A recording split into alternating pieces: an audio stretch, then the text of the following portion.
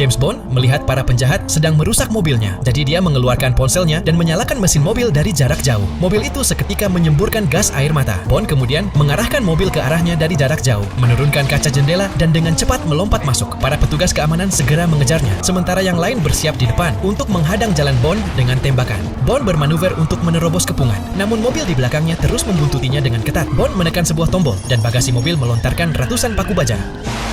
Lebih banyak petugas keamanan ikut mengejar dan Bond segera mengaktifkan peluncur rudal. Bond mengarahkan mobil ke pintu keluar, tetapi seorang petugas keamanan dengan cepat menekan tombol untuk menutup pintu garasi. Setelah itu, Bond menembakkan roket untuk menghancurkan pintu itu. Namun pintu tersebut ternyata anti peluru. Bond segera berbalik arah dan melarikan diri. Mobilnya sempat melindas tumpukan paku, namun untungnya mobil itu dilengkapi sistem perbaikan dan pengisian angin ban otomatis. Tiba-tiba, seorang petugas keamanan mengarahkan peluncur roket ke arah Bond. Namun roket itu justru melesat melewati jendela yang pecah dan menghantam mobil petugas itu sendiri. Bond memacu mobilnya menuju pintu keluar lain. Melihat hal itu, para petugas keamanan memasang kabel baja di pintu keluar untuk mencoba menghadangnya. Bond menekan tombol untuk menaikkan emblem mobil, yang kemudian menyembunyikan gergaji mesin di dalamnya. Gergaji mesin itu seketika memutus kabel-kabel baja tersebut. Di tengah hujan tembakan musuh, Bond diam-diam melompat keluar dari mobil dan mengendalikannya dari jarak jauh menuju atap gedung. Para petugas keamanan yang tidak menyadarinya terus melakukan pengejaran. Bond mengendalikan mobil dari jarak jauh untuk menabrak dinding batu dan mobil itu melesat masuk ke dalam sebuah toko di seberang jalan. Para petugas keamanan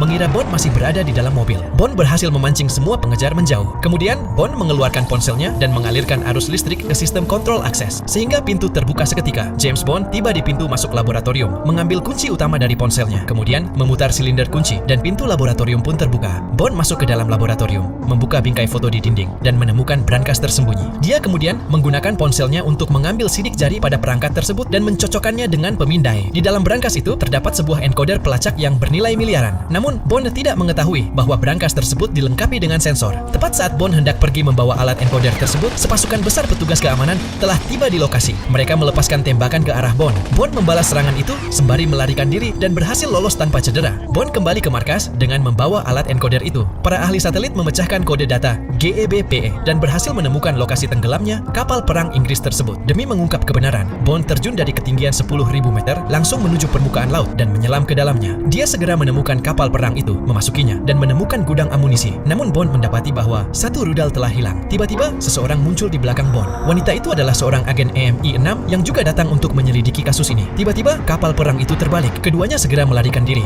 Namun begitu muncul ke permukaan, mereka dikepung oleh para penjahat. Tidak lama kemudian, mereka ditawan dan dipertemukan dengan dalang di balik semua kejadian itu. Jika kalian penasaran dengan kelanjutannya, silahkan tonton filmnya secara full. Film ini berjudul Tomorrow Never Dies, yang dirilis pada tahun 1997.